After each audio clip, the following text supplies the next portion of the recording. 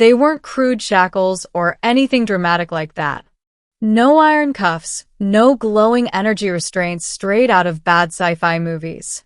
Just a soft, invisible pressure field wrapped around my wrists and ankles, humming quietly whenever I moved too much. It was gentle, almost polite. That somehow made it worse. I sat on the edge of a smooth stone platform inside a chamber that looked like a cathedral built by someone who had never seen Earth. The walls rose high above me, carved from a single piece of dark, glassy rock that reflected faint blue light from veins running through it. Symbols, curved, elegant glyphs, floated in the air, slowly rotating as if alive. I swallowed and tried to steady my breathing. I was Captain Elias Mercer of the United Terran Exploration Corps. Or at least I had been. Right now, I was just a human prisoner on an alien world whose name I couldn't pronounce. It had all gone wrong so fast. My ship, the Wayfarer, had detected an uncharted star system at the edge of mapped space. No beacons, no warnings, nothing on long-range scans. Protocol said I should have logged the data and pulled back. Curiosity said otherwise. That curiosity had cost me everything. The moment I crossed the system's inner boundary, my instruments went haywire. Gravity wells I couldn't see, energy signatures that defied known physics. Before I could turn back, something massive decloaked beneath my ship, an alien vessel shaped like a crescent moon wrapped in light. They disabled me without firing a single shot. Now here I was, waiting to find out whether humanity's first official ambassador was about to be executed. The air shifted. A low, resonant tone echoed through the chamber, vibrating through my bones. The floating glyphs rearranged themselves, forming a wide path of light from the far end of the hall to where I sat. She entered with a presence that crushed the room into silence. The alien queen was tall, easily 7 feet, her posture regal, her movements fluid and deliberate. Her skin shimmered like polished obsidian, threaded with faint silver patterns that pulsed slowly, like a heartbeat. A crown of crystalline spines swept back from her brow, glowing softly. Her eyes locked onto me. They were not cruel. That unsettled me more than anything. She stopped several meters away, her long cloak trailing behind her like liquid shadow. 2 guards flanked her, warriors clad in angular armor, holding weapons that hummed with restrained power. The queen raised one slender hand. The guards froze. Then she spoke. Her voice bypassed my ears entirely, resonating directly inside my mind.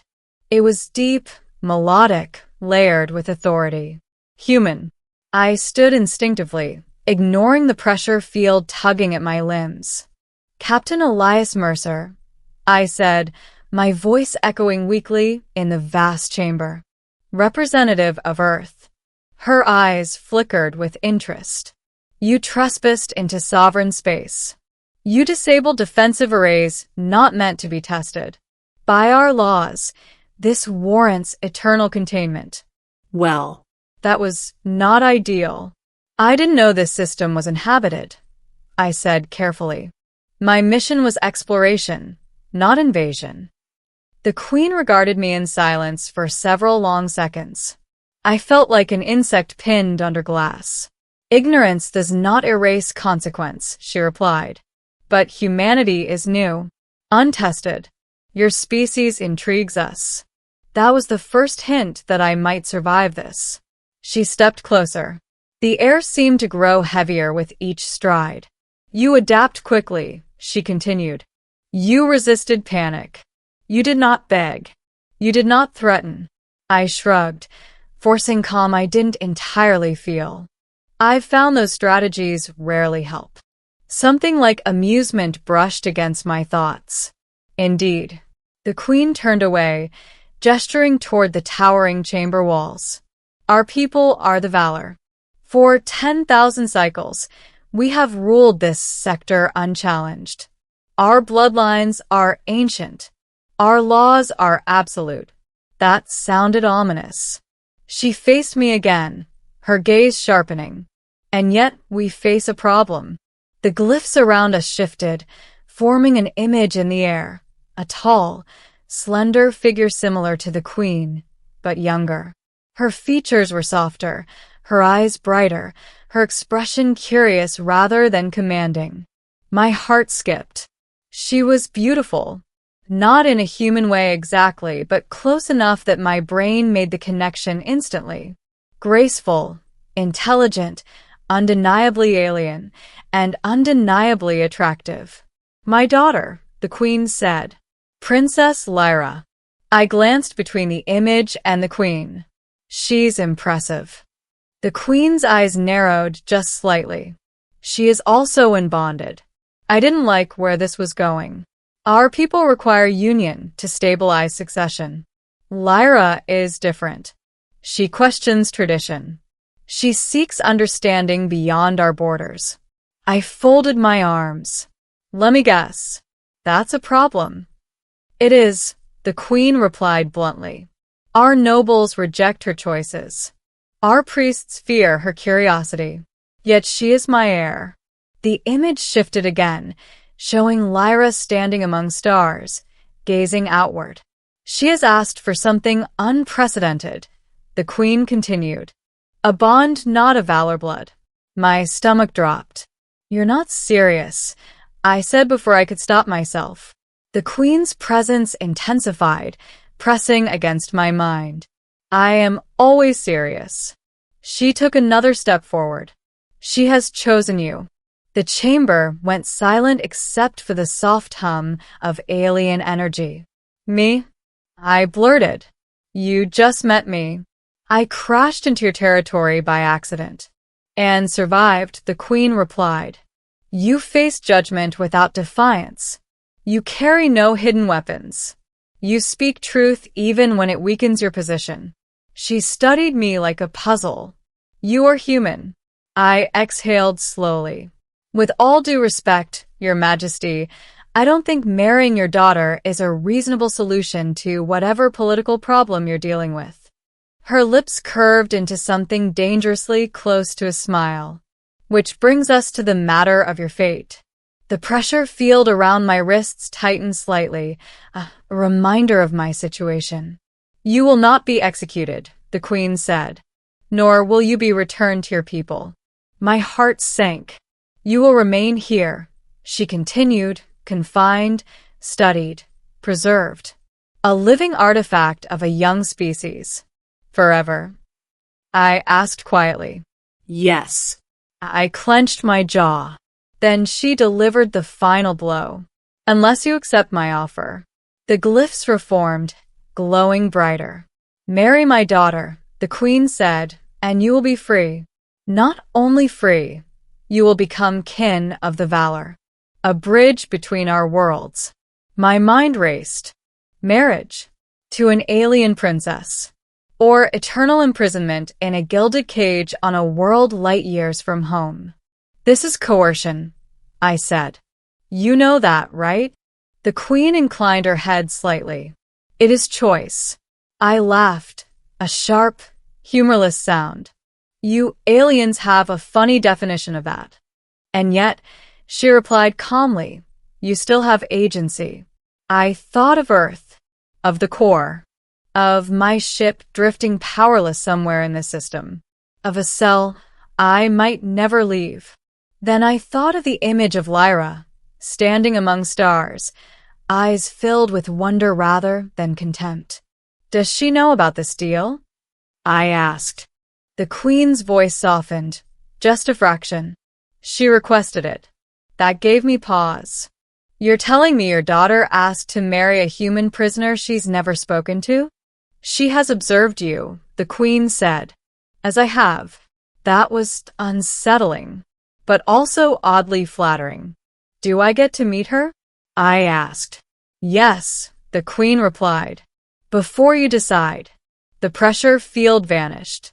I flexed my hands, feeling blood rush back into my fingers. The queen stepped back, her guards moving into position.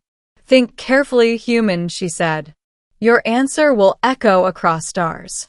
They brought me to a garden suspended high above the alien capital, its platforms woven together by glowing bridges of light.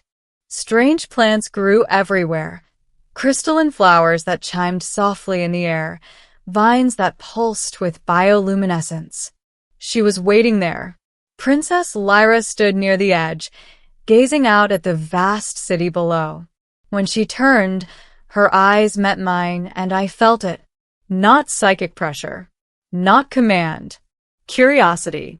"Captain Mercer," she said aloud, her voice melodic and clear. "Thank you for coming." "You didn't give me much choice," I replied honestly. She smiled. "No. But I wanted you to know this was my decision." I studied her face, searching for manipulation, fear, anything. I found none. "Why?" I asked. "Why me?" She stepped closer, hands clasped behind her back. "Because your people are young," she said. "You still believe the universe can be better. You still fight for meaning instead of dominance." I swallowed. "And because," she added softly, "you looked at us without hatred." Silence stretched between us, filled only by the hum of the city. "This wouldn't be a prison," she said. "Not if you accept. It would be partnership. I would never force affection." I thought of the Queen's ultimatum. "You know what happens if I refuse?" Lyra nodded. "I do." She met my gaze, unflinching. "I won't beg," she said, "but I hope you'll choose us." I closed my eyes. Humanity had always dreamed of first contact, of reaching the stars and finding others. No one had ever imagined it would come down to a marriage proposal at the edge of the galaxy. When I opened my eyes, I made my choice. The Valor wedding was unlike anything I had ever seen. Light and sound intertwined, forming living patterns in the air. Nobles watched from hovering platforms, their expressions ranging from outrage to fascination. Priests chanted in harmonic frequencies that made my chest vibrate. The Queen sat upon her throne, her gaze sharp and unyielding. Lyra stood beside me, radiant in ceremonial armor threaded with silver light. I wore a modified Terran uniform, stripped of rank, but not of identity. When the final vow was spoken, the chamber erupted in a wave of energy that washed over us both. I felt it then. The bond wasn't magic in the way humans imagined it. It was recognition, a shared acknowledgement of responsibility. The Queen rose. "It is done," she declared. "By law and blood, the human is valor." The nobles erupted, some in protest, others in awe. I took Lyra's hand. Humanity had not been conquered. We had married into the stars. And for the first time since leaving Earth, I smiled. Because this wasn't the end of my freedom. It was the beginning of something far greater. The days after the ceremony passed in a blur of scrutiny, ceremony, and quiet moments of realization. I expected imprisonment dressed up as luxury. What I found instead was responsibility. As Lyra's consort, I was not hidden away. I was brought into councils, introduced to nobles who barely disguised their resentment, and scholars who stared at me as if I were a living paradox. A human, fragile, short-lived, biologically inferior by valor standards, standing beside the future queen. They tested me constantly, not with weapons but with words. They questioned humanity's wars, our fractured governments, our history of self-destruction. They expected shame, excuses, submission. I gave them none. "We're imperfect," I told the High Council during my first address. "We fail constantly, but we learn faster than we fall. Every mistake we survive becomes a story we don't repeat." That unsettled them more than any show of strength could have. Lyra stood beside me through it all. She never spoke for me, never shielded me from criticism, but she watched. She listened. And when the council grew too aggressive, she ended the discussion with a single raised hand. That alone told me how much power she truly held. Weeks turned into months. My ship was recovered and repaired, not as leverage, but as a gesture. The Queen allowed a single transmission to Earth. Not a distress call, but a declaration. Humanity was not alone. And we were not conquered.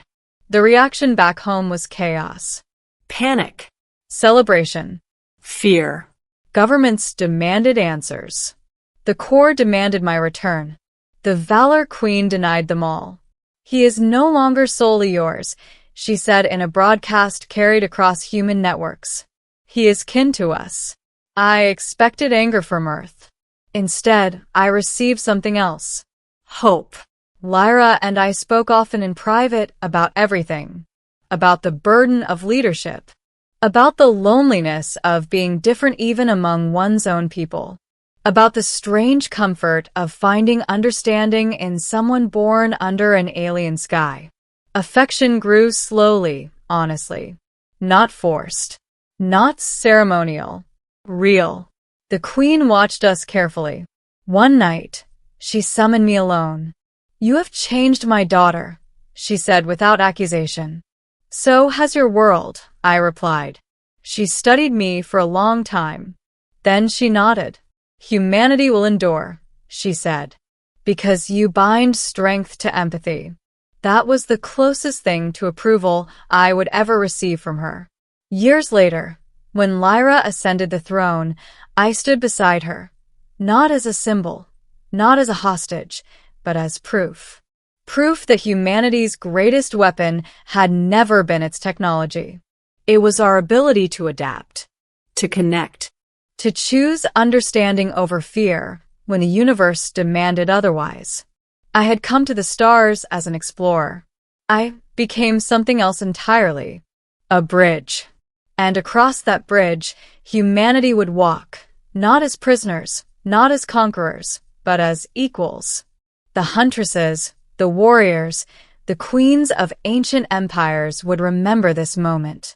The moment a young species was given an impossible choice and chose the future instead.